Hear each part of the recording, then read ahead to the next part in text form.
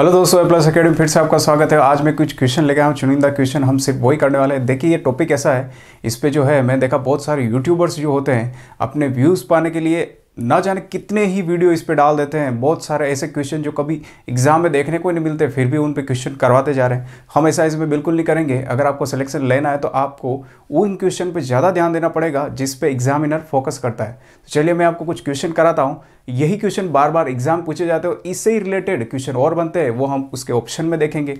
तो चलिए शुरू करते हैं। पहला क्वेश्चन है हमारे पास। पहला क्वेश्चन है, निम्नलिखित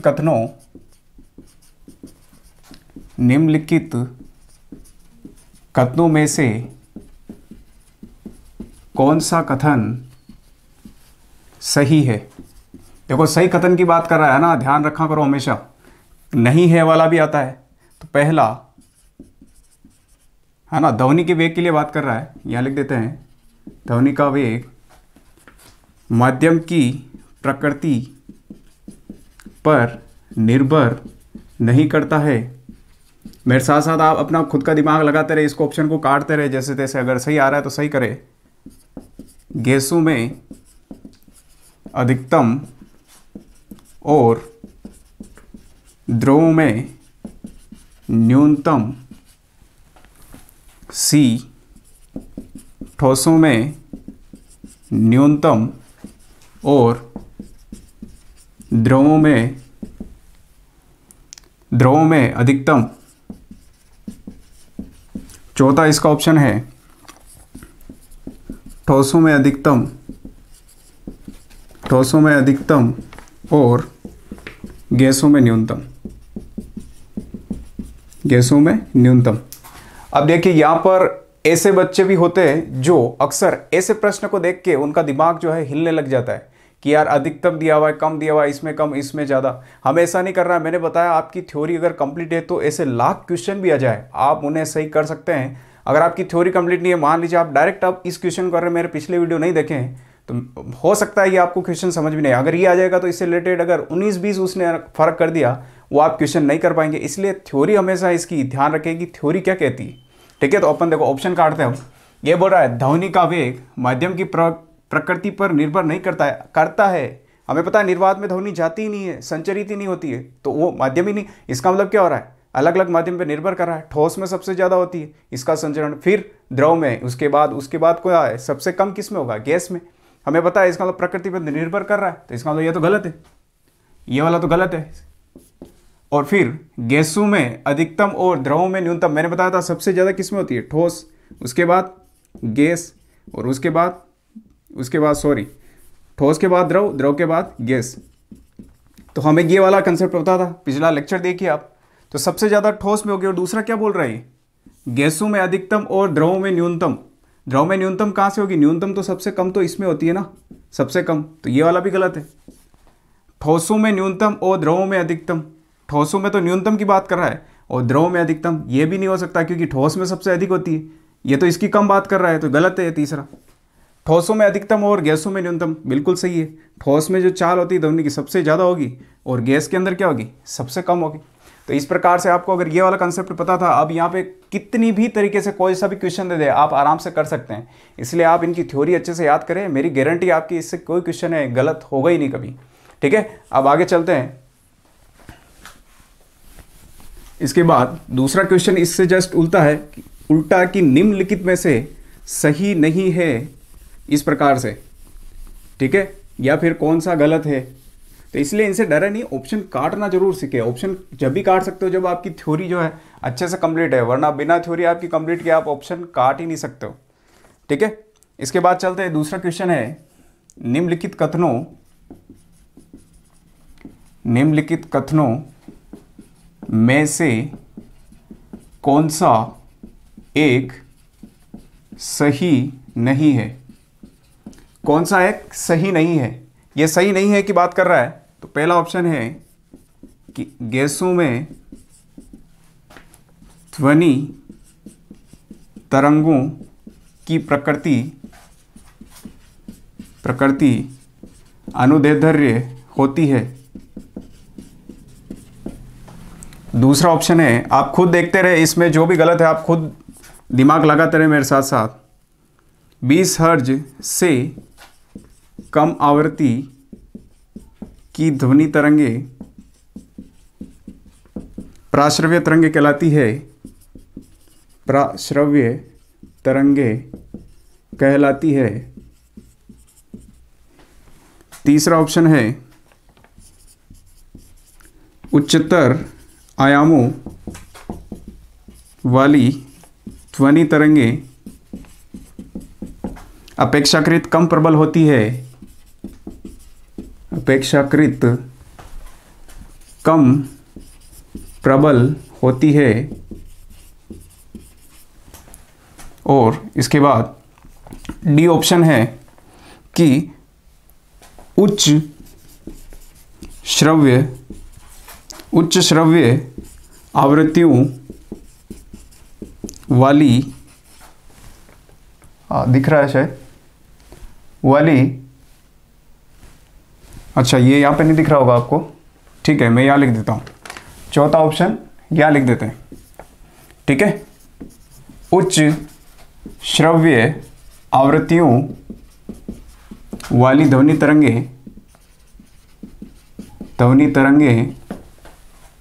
तीक्ष्ण होती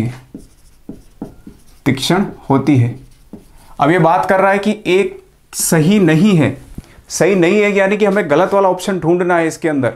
आप खुद देखिए इसके अंदर गैसों में ध्वनि तरंग की प्रकृति अनुदैर्ध्य होती है, हमें पता है अनुदैर्ध्य ही होती है ध्वनि, क्योंकि दैर्ध्य में ध्य आ रहा है और इसका कंसेप्ट मैंने पहले ही बता दिया है वीडियो में, ठीक है। तो ये तो सही है। 20 हर्ट्ज से कम आवृत्ति की ध्वनि तरंगे प्राश्रव्य तरंगे कहलाती है। अरे भाई साहब कैसे होगा प्राश्रव्य? प्राश्रव्य क्या होती है? 20,000 हर्ट्ज से ज़्यादा वाली प्राश्रव्य होती है, 20 से कम वाली तो क्या होती है? अश्रव्य होती है, और 20 से 20,000 के बीच वाली श्रव्य। तो इसका मतलब क्या है? ये तो गलत है, ये तो हो ही नहीं सकता, और ये गलत के लिए बोल रहा है, एक सही नहीं है, तो ये सही नहीं है।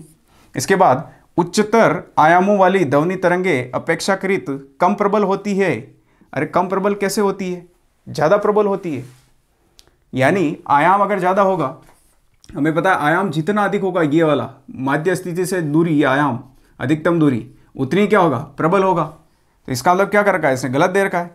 उच्च श्रव्य आवृत्तियों, यहाँ पे उच्च श्रव्य आवृत्तियों वाली ध्वनि तरंगे तीक्ष्ण होती है। मैंने बताया था जितनी आवृत्ति ज़्यादा है, जितनी उच्च है, वो क्या है? तीखी आवाज़ होती है, तीक्ष्ण होती है। तो ये वाला भी सही है।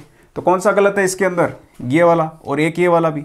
उच्चतर आयामों वाली ध्वनि तरंगे अपेक्षाकृत कम प्रबल होती है।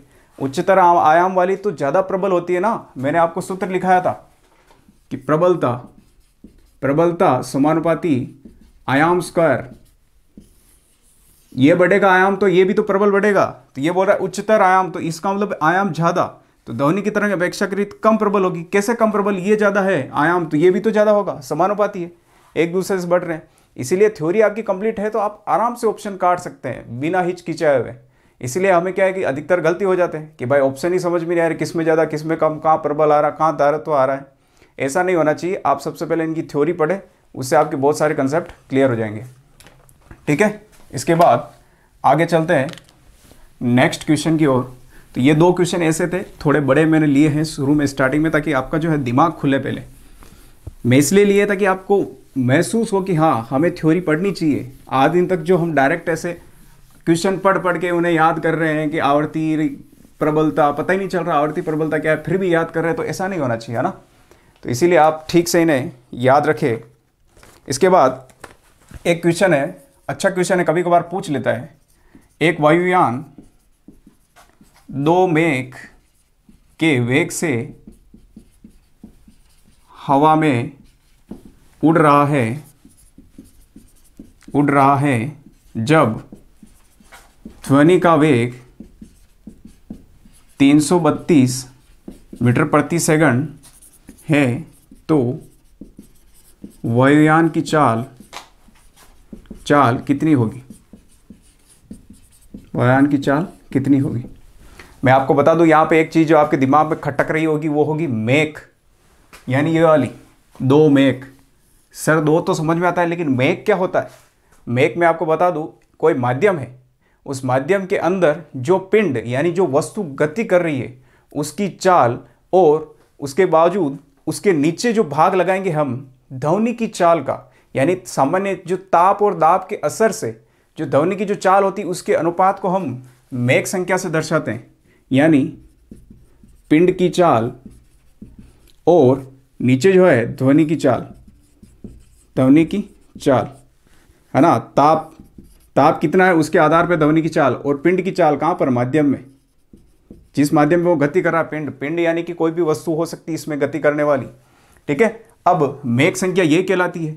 अब मैक संख्या का एक लॉजिक है, अगर मैक संख्या 1 है तो जितनी ध्वनि की चाल है उतनी वस्तु की चाल है। मैक संख्या अगर 2 है तो ध्वनि की चाल से जस्ट वस्तु की चाल डबल हो जाती है, 2 गुना हो जाती है। मैक संख्या अगर 3 दे रखी है तो 3 गुना, हमें क्या दे रखा है यहाँ पे 2 मैक, तो 2 मैक के लिए क्या हो जाएगा, वस्तु की चाल, और वस्तु हमारी यहाँ पे क्या है, वायुयान, तो वस्तु की चाल इससे डबल हो जाएगी वायु से, 332, तो 332 का डबल कितना हो जाएगा, 664 मीटर प्रति सेकंड। उम्मीद करता हूँ ये आपको समझ में आया होगा। सिंपल सा कंसेप्ट है, अगर 1 है तो बराबर है, 2 है तो डबल है, 3 है तो 3 गुना है, 4 है तो 4 गुना है। ठीक है ना, ज़्यादा दिमाग नहीं लगाना इसमें, सिर्फ आपको नॉर्मली ये कंसेप्ट याद रखना है। मैक संख्या मैंने बता दिया, हालांकि ये काम नहीं आएगा आपके, फिर भी दिमाग में हमारा रहता ही है कि सर आपने लिखा तो दिया है मैक संख्या, लेकिन होता क्या है, तो मैंने इसलिए आपको लिखा है। ठीक है, कि किसी माध्यम में किसी पिंड या वस्तु की चाल और ध्वनि की चाल का जो अनुपात होता है उसको क्या बोलेंगे हम, मैक संख्या बोलेंगे। इसके बाद आगे चलते हैं हमारे अगले क्वेश्चन की ओर।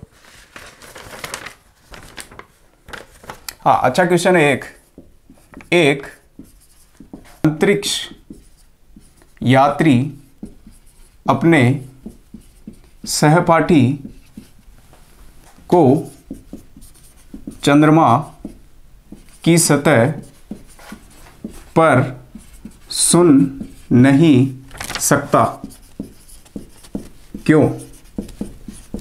देखो, एग्जामिनर है, आपको पागल बनाने के लिए इसमें बहुत कुछ देगा, आपको दे देगा उसकी आवृत्ति ज़्यादा है इसलिए, उसका जो प्रबलता है बहुत कम है वहाँ पे इसलिए, गुरुत्वाकर्षण है इसलिए।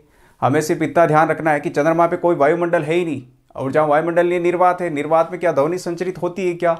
बिल्कुल नहीं होती है। जब ध्वनि संचरित नहीं होगी तो मुझे बताओ आवाज़ कैसे जाएगी? बिल्कुल पॉसिबल ही नहीं है। तो हमें वहाँ लिखना है कि जो ऑप्शन आए, इसलिए लिखना है कि ऑप्शन में जरूर पक्का दिया होगा आपको कि ध्वनि निर्वात में संचरित नहीं होती है, संचरित नहीं होती है, बस आपको ये टिक करना है। ठीक है, बाकी आयाम, प्रबलता और गुरुत्वाकर्षण बल आपको इनसे कोई मतलब नहीं है, ये सिर्फ आपको पागल करने के लिए दिए जाते हैं। ठीक है ना, तो आप इससे ध्यान रखें कि निर्वात में ये संभव ही नहीं है ध्वनि का संचरण। हाँ, अब ये बोलेगा आपसे, एक क्वेश्चन और आता है कि ध्वनि का वेग चंद्रमा पर कितना होता है। ठीक है, आपको दे देगा 332 मीटर प्रति सेकंड, 664 मीटर प्रति सेकंड, या दे देगा 100 मीटर प्रति सेकंड, या शून्य। आप खुद सोचिए ना, जब वहाँ पे निर्वात में चल ही नहीं सकती तो क्या उसका कोई वेग हो सकता है क्या? पॉसिबल नहीं है। ये सिर्फ ऐसे ही देते हैं पागल बनाने के लिए। बच्चे इस पे 332 मीटर प्रति सेकंड करके आ जाते हैं, उन्हें पता चलता है कि भाई गैस में जो मैक्सिमम इसकी चाल जो होती है वायु की 332 मीटर प्रति सेकंड होती है, वो यही टिक करके आते हैं, उन्हें समझ भी नहीं आता है। तो निर्वात में जब चाल ही नहीं है तो शून्य है ना, जब गमन ही नहीं कर रहा है तो शून्य होगी उसकी चाल। ठीक है, आप इतना ध्यान रखें। आगे चलते हैं, आप सिर्फ मेरे साथ बने रहे, मेरी गारंटी है मैं आपको बहुत कुछ, यानी कि आपकी जो विज्ञान है उसमें आपका एक अलग ही माइंड बना दूंगा इसमें। ठीक है, बस आप मेरा साथ देते रहे। और अभी अगर आप इस वीडियो को अभी इस टाइम देख रहे हैं तो प्लीज़ इसे लाइक ज़रूर कर दें, है ना। लाइक से क्या है कि मोटिवेशन मिलता है, हालांकि लाइक से मिलता कुछ नहीं है, सिर्फ एक मोटिवेशन मिलता है। ठीक है, आगे चलते हैं। अगला क्वेश्चन है, डेसिबल का प्रयोग किसके मापन के लिए किया जाता है? डेसिबल का प्रयोग किसके मापन के लिए किया जाता है? तो डेसिबल मैंने आपको बताया था, प्रबलता, ध्वनि की प्रबलता को किस पे नापते हैं? डीबी में, डेसिबल। मैंने आपको इसके अंदर अपनी श्वसन दर की डीबी बताई थी, फुसफुसाहट, सामान्य वार्तालाप, यातायात साधन और फैक्ट्री, और उससे ज़्यादा सभी की डीबी आपको बता रखी है। पिछला वीडियो जरूर देखें आप उसके अंदर। तो ये ध्वनि की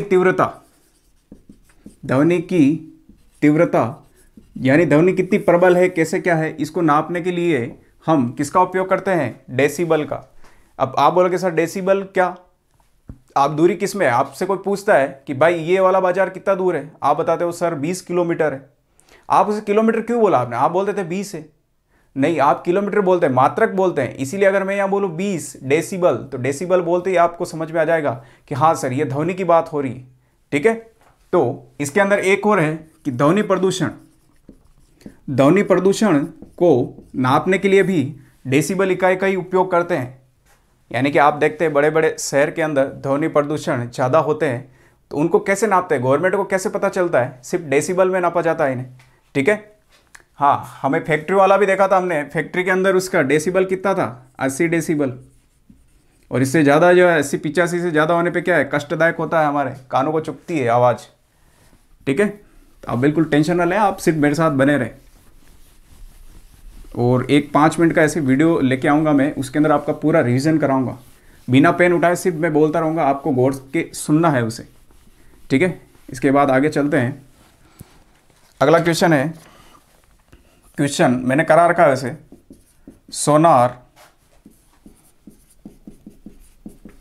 सोनार अधिकांशतः प्रयोग में लाया जाता है, प्रयोग में लाया जाता है। अब किसके द्वारा प्रयोग में, आपको इसमें दिया होगा डॉक्टर के द्वारा, या फिर और कुछ अलग अलग टाइप के जो है व्यवसाय उनके द्वारा दिया होगा, कुछ भी, जैसे डॉक्टर हो गए, पुलिस वाले हो गए, ऐसा कुछ भी दिया होगा आपको। आपको सिर्फ पता रखना है नौसेना जो होती है, नौ संचालकों द्वारा, नौ संचालकों द्वारा। यानी अब सोनार का प्रयोग नौ संचालकों द्वारा कैसे होगा। अब नौ संचालक यानी जो जहाज है, जहाज के अंदर सैनिक है, वो क्या करते हैं, यहाँ पर सोनार लगाते हैं। सोनार एक यंत्र है, ठीक है, ये पराश्रव्य, यानी कि ये ध्वनि छोड़ेगा तो ये नीचे की ओर जाएगी, और नीचे अगर कोई सी दुश्मन की पनडुब्बी है तो ये ध्वनि यहाँ से जाके टकरा करके प्रतिध्वनि वापस आएगी, तो इसका पता लगा लेगा कि इस जगह कोई न कोई ऑब्जेक्ट या कोई न कोई वस्तु है। ठीक है, या फिर अगर यहाँ पे कोई चट्टान है, मान लीजिए चट्टान है और यहाँ पर एक आ रही है, यहाँ पर इस प्रकार से ध्वनि तरंग, तो ये टकरा के वापस चली जाएगी। अब चट्टान यहाँ तक है तो जल्दी चली जाएगी यहाँ से टकरा करके। ऐसे दूरी नाप लेते हैं, तो दूरी से इनको पता चल जाता है कि आगे कितना गहरा है, कितनी चट्टान है। तो इसीलिए अगर आए समुद्र की गहराई नापने के लिए या ऐसे, तो इन ध्वनि का जो परावर्तन होता है उसका ही प्रयोग करते हैं, वापस प्रतिध्वनि का प्रयोग करते हैं। प्रतिध्वनि, प्रति यानी कि टकरा करके वापस आना, इक्को वॉल्यूम, हम इक्को साउंड हमने सुना ही है ना। यानी हम देखते हैं कई बार जहाँ पे स्टेज प्रोग्राम होते हैं, एक बार बोलते हैं हेलो तो 3 बार उसमें सुनाता है, 2 या 3, तो ये होता है ध्वनि का टकराना, इको सिस्टम। ठीक है, तो ये इसी प्रकार से ध्वनि टकरा करके जितनी देर में, जितनी अधिक देर में वापस आएगी, इसका तो ज़्यादा गहरा है, फटाफट से आगे मतलब कहाँ पे कम गहरा है। सिर्फ ऐसे ही लॉजिक वहाँ पे यूज़ किए जाते हैं। ठीक है, इसके बाद आगे चलते हैं, बहुत ही सिंपल है।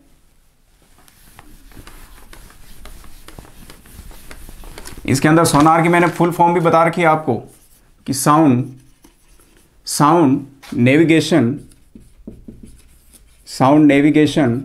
एंड रेंजिंग है ना। मैंने आपको बता रखी है साउंड के अंदर एसओ वाला भाग जो है, एसओ इसमें आता है, एन वाला भाग एन में आता है, ए वाला भाग यहाँ पर ए में आएगा और आर वाला भाग इसमें आएगा। तो इस प्रकार से, हालांकि पूछा तो नहीं जाता लेकिन पूछ ले तो आप थोड़ा ध्यान रखें इसके बारे में। अगला क्वेश्चन है कि नज़दीक आती हुई ट्रेन की आवाज़ हमें ज़्यादा सुनाई देती है और दूर जाती हुई ट्रेन की आवाज़ हमें धीरे सुनाई देती है। ये तो हमें सबको ही पता है ना कि पास में ट्रेन आएगी तो ज़्यादा ही आवाज़ सुनाई देगी और दूर जाएगी तो धीरे। छोटे बच्चों को देखते हैं हम, जब ट्रेन पास में आती तो ऐसे कान बंद करके ऐसे देखते हो, है ना। इसका मतलब क्या है कि आवाज़ उसे पता है, कि उसे पहले से ही पता होता है कि ट्रेन पास में आ रही है, यानी आवाज़ ज़्यादा आएगी। अब ज़्यादा आवाज़ आ रही है, बस यही कंसेप्ट है। नज़दीक आती रेलगाड़ी की सीटी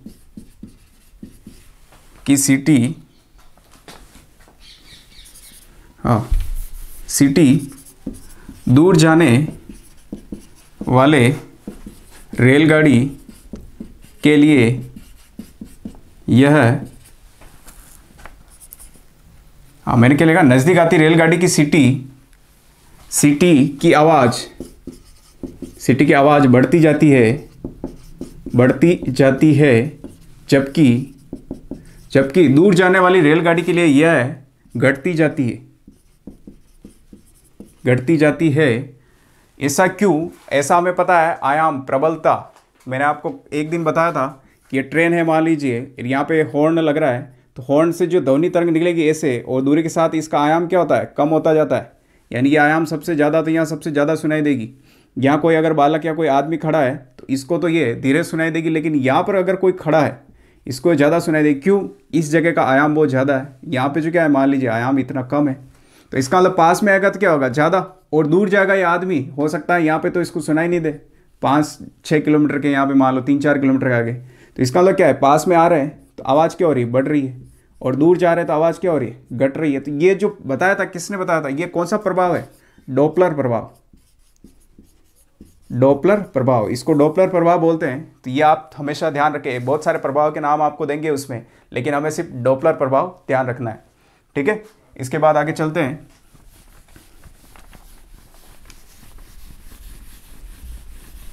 बहुत ही नॉर्मल से क्वेश्चन है, मैंने आपको डॉपलर प्रभाव और सोनार वाला ये सारे करवा रखे हैं, तो आप पिछले वाले वीडियो को जरूर देखें उसमें।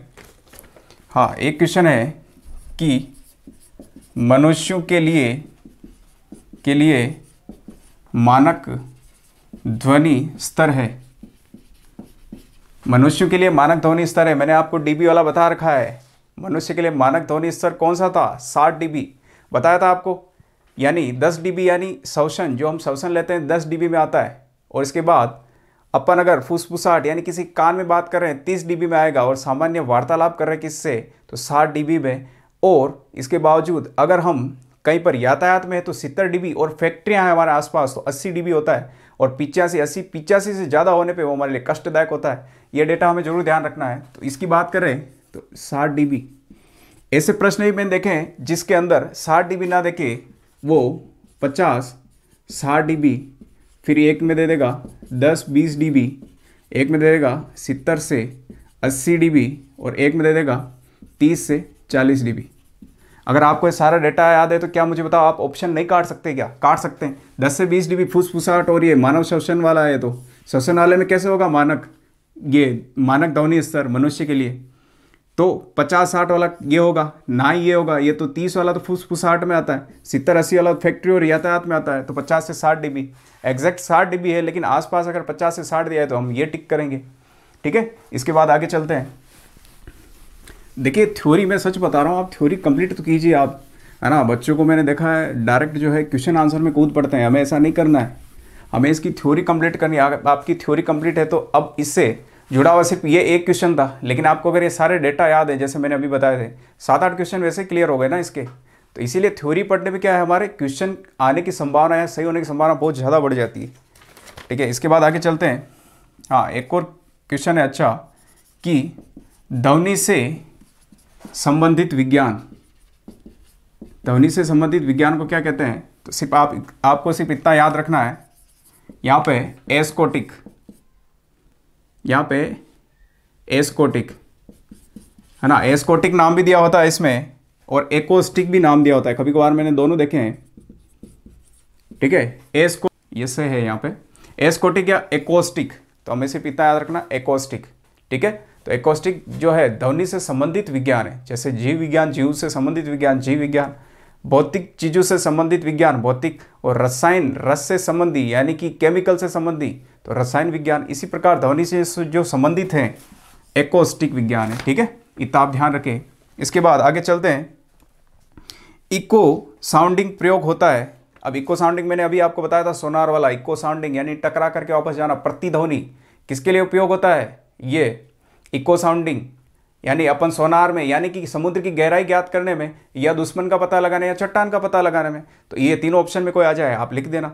एक ऑप्शन मैंने देखा है एग्जाम के अंदर दिया हुआ था, समुद्र की गहराई का पता लगाने में, बिल्कुल सही बात है।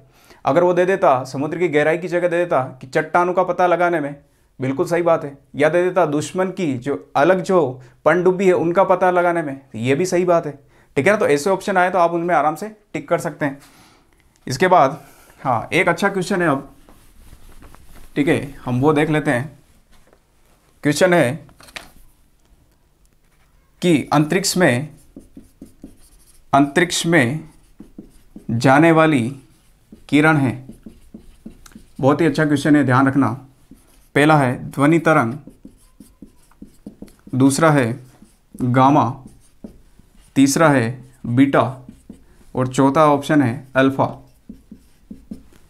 ठीक है, तो इसके अंदर मैं बता दूं आपको, अंतरिक्ष में जाने वाली किरण, अंतरिक्ष में कौन जाएगी? जो वायुमंडल, क्षोभमंडल, जितने भी मंडल है उनको चीर करके, यानी कि उसमें से आर पार होकर के बाहर जाना, इसको पेनेट्रेशन बोलते हैं। ठीक है ना, पेनेट्रेशन यानी कि आगे जाना, भेद कर, किसी चीज को भेदना। ठीक है ना, तो भेदने के लिए तो गामा किरण जो होती है इसमें सबसे अधिक जो है शक्ति होती है, यानी ये भेद सकती है और ये अंतरिक्ष में भी जा सकती है। मुझे बताओ, क्या अंतरिक्ष में ध्वनि तरंग जाएगी? क्या पॉसिबल ही नहीं है।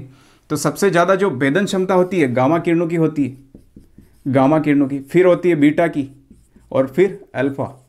यानी सबसे ताकतवर कौन? जिसके ये दो मुंह, ऐसे मुंह खुला हुआ रहता है, ये ताकतवर, ये सबसे ज़्यादा ताकतवर, ये इससे थोड़ा कम और ये इससे और कम।